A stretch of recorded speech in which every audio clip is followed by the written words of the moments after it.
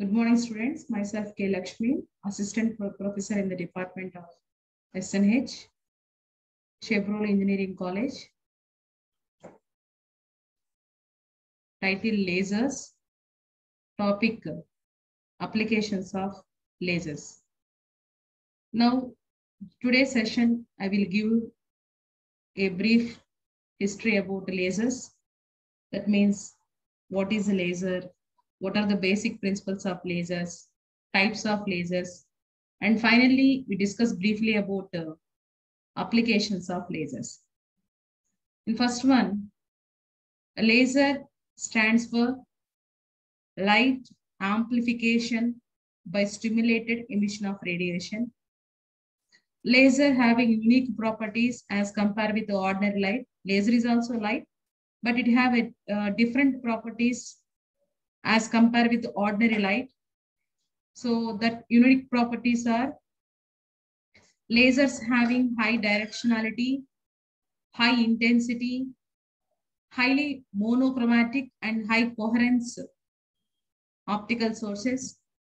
And the first stimulated emission process was postulated by Einstein in the year 1917. And in 1960, the first ruby laser, that is a solid state ruby laser, was developed by the scientist Maimon on stimulated emission process is the basic principle. After solid type of laser, in 1961, gas type of laser, which is helium neon laser, is developed by Ollie Javan and others, which are working in the Bell Telephone Laboratory, scientists also. And this is the gas type of laser. Now, the basic principles of lasers are absorption, spontaneous emission, and stimulated emission. So simply absorption process is, actually these are the energy levels and these are the atoms. Now, this is a photon of energy. Actually, it is a h nu value, which is equal to the E2 minus E1. So by giving a photon of energy to these atoms, and they absorb the photon of energy, and their transition takes place to exit state level, that is higher energy level. Simply this phenomena is called absorption. After that, here in the exit state, the duration of atoms lying in exit state is very less. That means the lifetime is very less. Without giving any external energy, spontaneously the atoms in the exit state are jumped to lower state.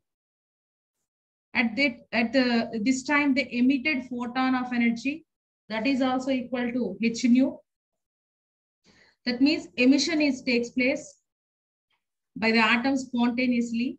So this phenomena is nothing but spontaneous emission. Now, this is the process. Even though still some atoms are staying in the higher energy level, so those atoms we have to give some external energy. That means by observing one photon of energy, these atoms are transitioned to lower energy level by emitting two photons of energy. So here the two photons of energy are in a highly coherent and they are monochromatic. And this process is also emission process, but this emission process is taking by giving or by absorbing some energy, then only this process is going. So this type of emission is nothing but stimulated emission. So here a clear picture for absorption by incident a photon of energy, that is h nu. Atoms are transition takes place from E1 energy level to E2 energy level. So this phenomena is called absorption. And transition from the excited atoms from exit level to lower energy level. So this is the one process. So here it is a photon of energy. They emit a photon of energy, which is a spontaneous emission. And this is the transition takes place between metastable state to, that means excited atoms after getting stimulated by, so these atoms are stimulated by incident a photon of energy, then this atom transits to lower energy level. But here, for every one photon of energy, they emit two photons of energy. Here it is a h nu, one photon of energy. But here there is a two photons of energy, that is 2 h nu. So this process is nothing but stimulated emission of radiation. Now, basing on by varying of active medium and pumping source, types of lasers are there. So here we have 5 types of lasers. That is a solid state laser, gas laser, liquid laser, dye laser, and semiconductor laser. For solid state laser, example is ruby laser. For gas laser, example carbon dioxide laser and helium neon laser. And for liquid laser, europium chelate. For dye laser, formalin dye laser. For semiconductor laser, example indium and phosphate laser. So these are the 5 types of laser. Out of these 5 types, we have only 2 types of lasers in our syllabus. That is a solid state laser, which is ruby laser, and a gas laser, helium neon laser. Let us a brief review of ruby laser. So this is the ruby laser. So we have power supply, switch. So this is the ruby rod here. So this ruby rod is made with 99.95 aluminum and 0.05% of chromium. So this is the xenon flash bulb. And at the ends of the ruby rod, we have one is 100% reflecting mirror, that is fully reflecting mirror. And another end is there is a partially reflecting mirror. Now in this process, the output of laser is in a red color. So this is the laser beam. Okay. Now discuss the what is the procedure in energy level. So in ruby laser, chromium is the active medium, and pumping source is the optical pumping method, that is xenon helical flash lamp. And this is the energy levels. So in ruby laser, chromium having 3 energy level system. So when the flash lamp light will be flashed by switch on the power supply. Now this flashed on ruby rod. Now the chromium ions exert to higher energy state. Actually, the flashed light is in white light color. So it is a mixing of all wavelength, all colors. So among that, the chromium atoms in the ground state observe blue light. Some of the atoms are observed blue light, and some of the atoms are observed green light. So by observing this photon of energy, now the ground state atoms are exerted to the higher energy level. So this is the third energy level. Actually, at this stage, the atoms are staying only 10⁻⁸ seconds. They can easily transfer to the metastable state. Here, the second energy level is metastable state. Why it is called metastable state? At this state, the atoms are staying more time, that is 10⁻³ seconds. So this state is called metastable state. Now, the energy levels E2 and even a population inversion case is existed. What is the population inversion? That means the number of atoms presented in a metastable state is more as compared with the even energy level. Now, this is the main condition for the production of, main principle for the production of laser light.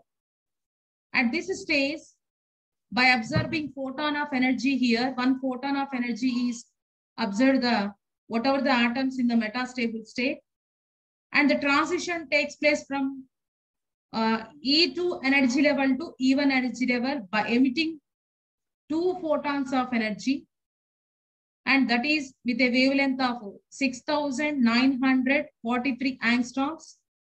Actually, here the flash lamp is used in a pulse mode. So automatically, whatever the output of the laser is also in a pulse mode. But it is a very high intensity laser. Now this is about the ruby laser.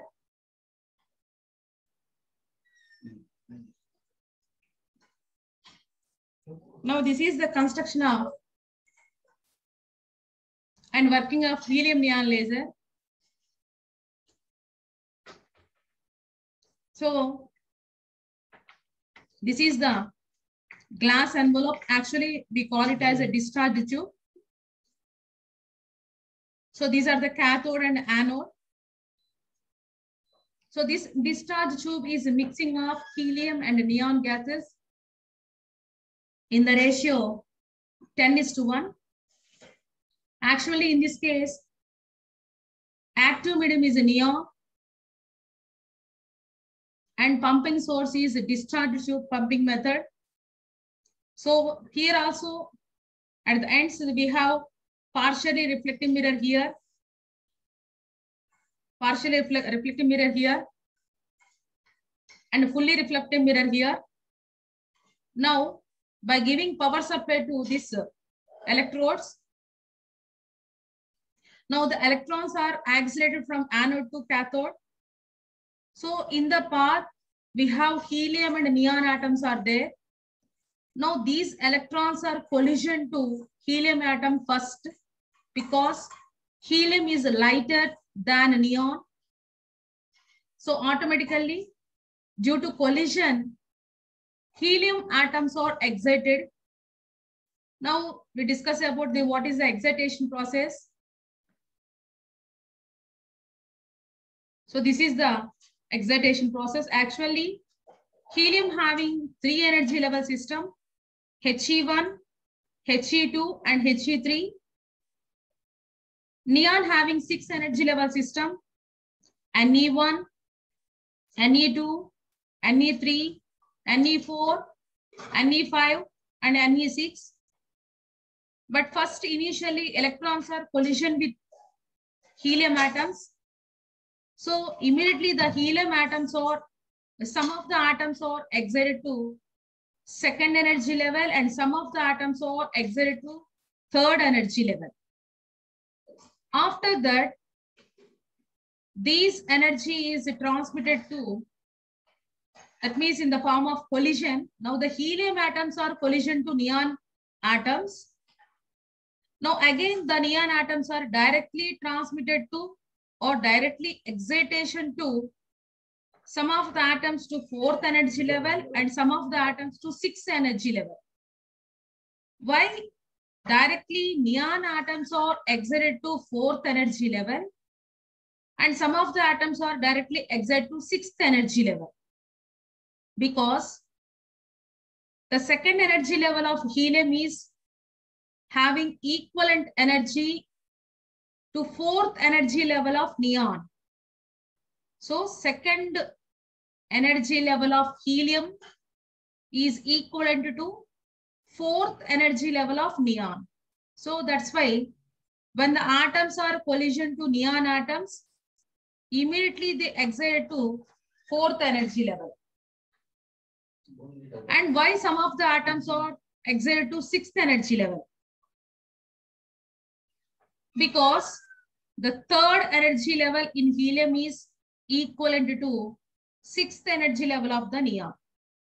So that's why second, third energy level atoms are collision with neon atoms. The neon atoms are directly transition to fourth and sixth energy levels. And after that, again, there is a spontaneous emission process between sixth and fifth here. That is with a wavelength of 3.39 micrometers. That is ordinary light, because we discuss in differences between spontaneous emission and stimulated emission in the last class. In spontaneous emission, the light is ordinary light. In stimulated emission, the light is laser light. So here also emission process takes place, but it is a spontaneous emission. That's why the wavelength is 3.39 micrometers. And here it is very important case, which is shown in a red color. This transition is that means sixth energy level of neon and to the third energy level of neon. Here, between these two energy levels, population inversion is taking place. That means more atoms are present in sixth energy level as compared with the third energy level. So these atoms are absorbed. Some atoms are still here. Some atoms are transition from sixth to fifth energy level, but still some atoms are staying here.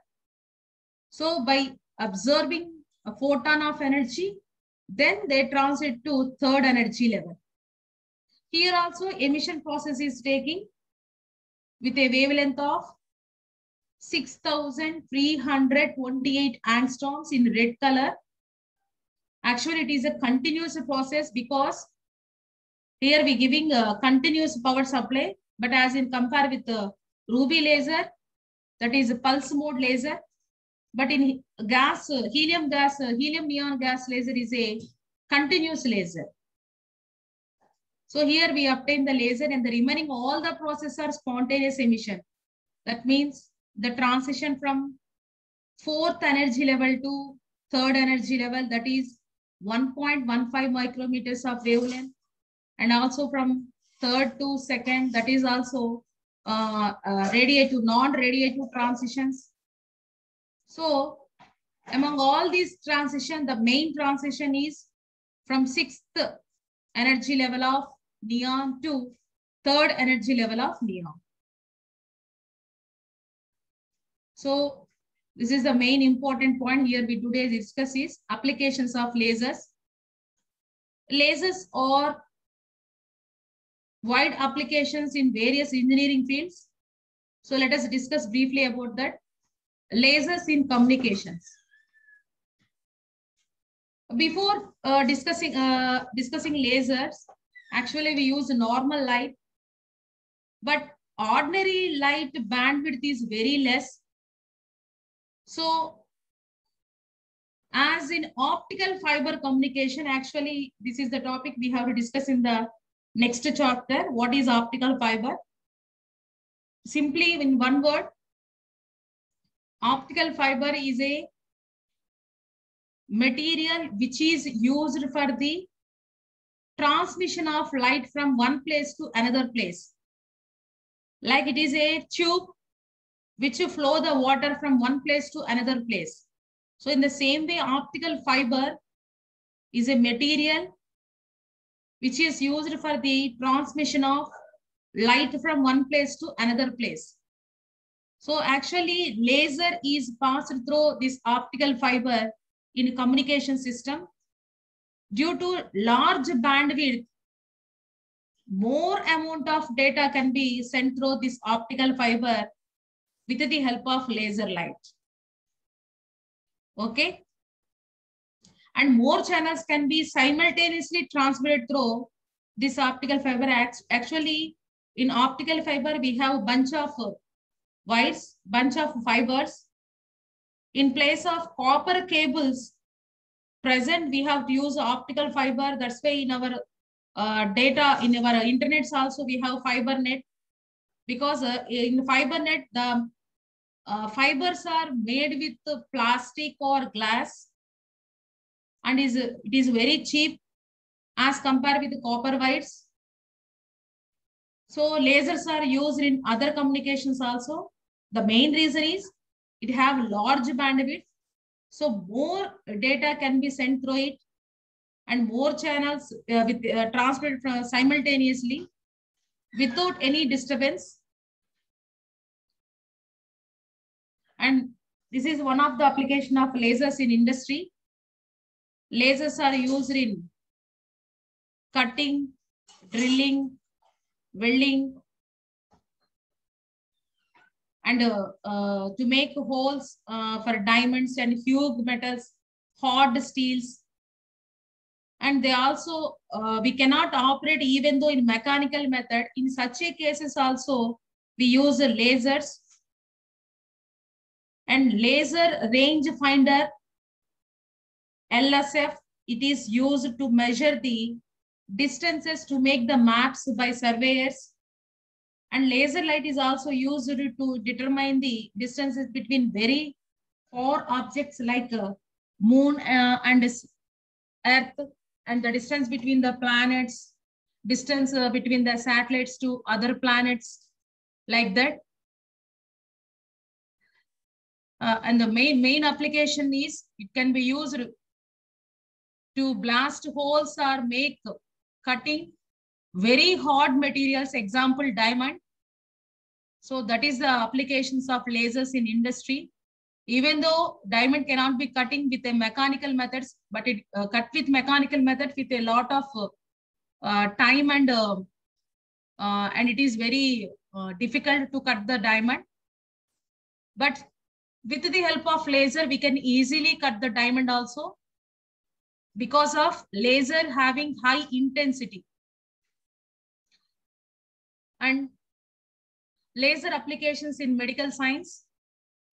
Already we discussed the gas type of lasers, example helium neon, and argon carbon dioxide laser, which is used in the treatment of liver and lungs. And also carbon dioxide laser particularly used in spinal and brain tumor excitation and kidney stone extraction.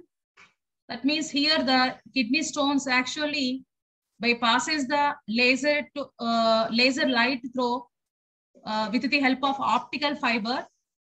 So we easily destroy the stones whatever there in kidney.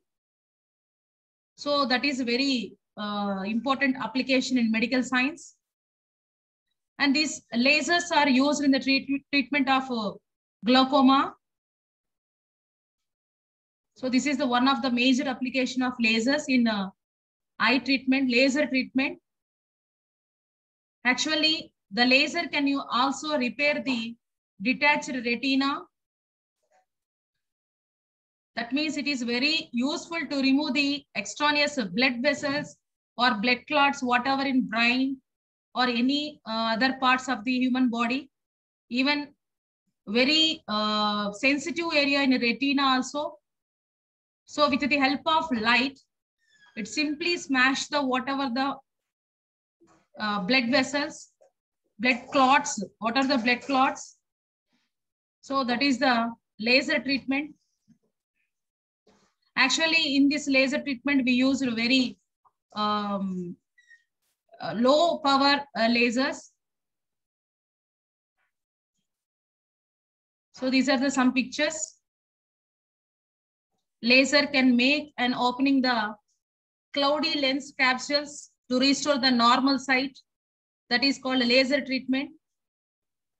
And laser surgery can slow or stop the growth of the abnormal blood vessels. When you observe here, these are the abnormal blood vessels.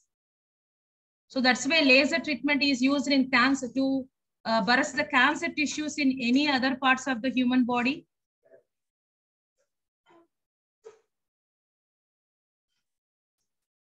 And next, lasers in military.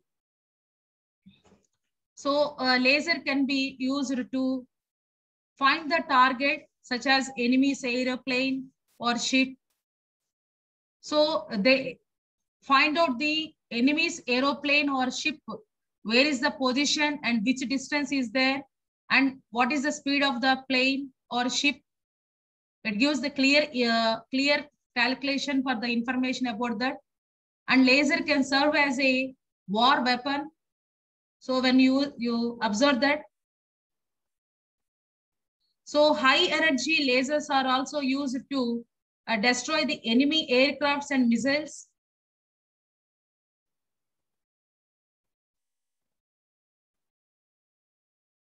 And more applications of lasers.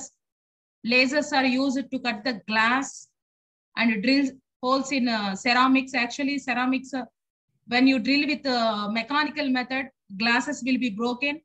In that particular cases, lasers are very much useful and to cut the glasses without breakage. So that is the more application of lasers. And lasers are also used for bloodless surgery. That is one of the application, destroying the kidney stones and gallstones. Lasers are also used to study the internal structure of microorganisms and cells. And with the help of laser light, by using scanning electron method, we can observe the internal structure of different crystals, like crystals calcite, tourmaline. Actually, we discuss in polarization topic, how we confirm the crystal, size, shape, optic axis. So this is all basing on the laser light extraction by SEM method, TEM method. And lasers are also used in air pollution, even though in a traffic also, traffic signals, in a traffic police, they find out how much the vehicle speed is going on, and they control the traffic also with the help of a laser. And lasers are also used to estimate the size of the dust particles. Even though we have more applications, still they have some disadvantages of lasers.